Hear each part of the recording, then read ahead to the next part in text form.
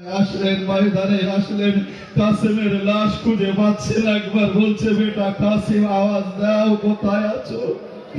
তোমার চাচা তোমায় দেখতে পাচ্ছে না, কোনো আওয়াজ আসছে না। এরপরে একবার যখন বললেন, বেটা কাসিম তোমার ইমাম বলছে আওয়াজ দাও, বেটা কোথায়? বলছে কারবালার ময়দানে কাসিমের লাশের টুকরো। আরে লাফাতে লাগলো, আওয়াজ দিল, লব্বেক ইয়া হুসাইন।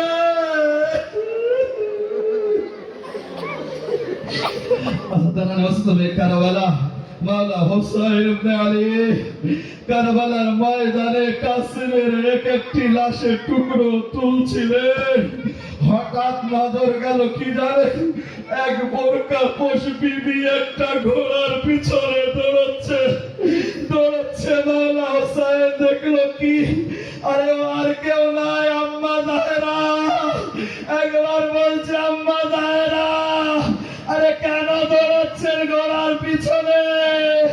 একবার বলল, হে বেটা হুসাইন, কাসিমের একটা আঙ্গুল আরে ঘোড়ার খুরে ফেসে গিয়েছে।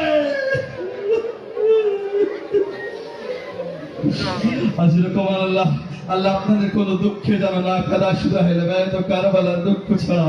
আচ্ছা, তারও একজন ব্যক্তি জিজ্ঞাসা